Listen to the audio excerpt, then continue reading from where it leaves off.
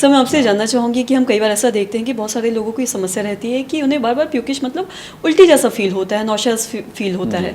मैं आपसे जानना चाहूँगी क्या ये किसी बीमारी की ओर इशारा करता है कि अगर बार बार ऐसा कुछ हो रहा है, बार बार बैठे बैठे वॉमिटिंग जैसा हो जा रहा है खाते के साथ ही या कुछ पीते के साथ ही, तो ये किन कारणों से हो सकता है और क्या किसी बीमारी का इशारा दे रहा है ये? देखिए, दो तरह की चीज़ें होती हैं। एक तो कि उल्टी की टेंडेंसी होना जो अंदर से आती है कि हाँ मुझे लग रहा है कि अब उल्टी हो जाएगी, अब उल्टी हो जाएगी, एक ये समस्या होती है।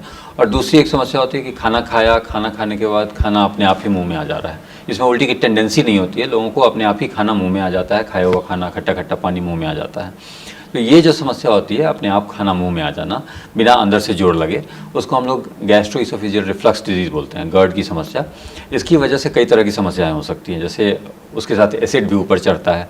जब एसिड ऊपर चढ़ेगा तो वो गले में सूजन कराता है, उसकी वजह से आपको हमेशा गले में ऐसा लगता है कि कुछ फंसा हुआ है, खाना फंसा हुआ है, आप उसको हमेशा कोशिश करेंगे कि कफ करके निकाल दें। दूसरा होता है उसकी वजह से खांसी की समस्या भी शुरू हो जाती है, लोगों को यहाँ पे स्वेलिंग हो जाती है लारिंजियल एपरेटस के पास, तो उनको हमेशा ऐसा कफ वाली फीलिंग आती रहेगी, ड्राई कफ होने लगता है।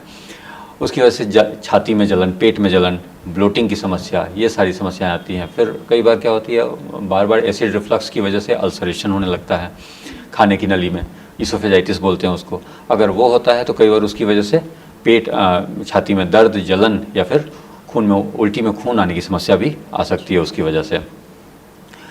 अब यही समस्या अगर अनट्रीटेड रह जाए, उसको अनचेक्ड छोड़ दिया जाए, तो क्या होता है कि उसकी वजह से वो लगातार एसिड एक्सपोजर होते होते उस जगह पे नई टिश्यू डेवलप होने लगती है, उसको हम लोग बैरेट्स ईसोफेगस बोलते हैं।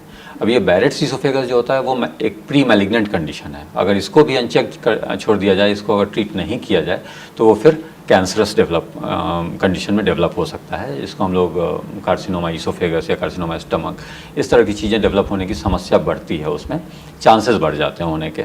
तो जब भी आपको अगर ऐसा लगे कि मेरा खाया हुआ खाना मुंह में आ जाता है, खट्टा खट्टा पानी मुंह में आ जाता है, तो उसी समय उसको रोकना बहुत ज़रूरी है, क्योंकि अगर वो लंबे समय तक अनट्रीटेड रह गया तो वो बैरेट्स और फिर कैंसरस कंडीशन डेवलप कर सकता है। तो ये बहुत ज़रूरी है, इस चीज़ को ध्यान देना। दूसरा जो होती है कि अंदर से आपको वॉमिटिंग टेंडेंसी आना, ये कई बीमारियों का लक्षण हो सकता है। जैसे किसी को अगर पेट में अल्सर बना हुआ है तो उसकी वजह से वो टेंडेंसी, खाने के बाद उल्टी की टेंडेंसी आने लगती है। किसी को अगर पेट में गांठ बन रहा है तो भूख कम हो जाएगी और उल्टी की टेंडेंसी बनेगी।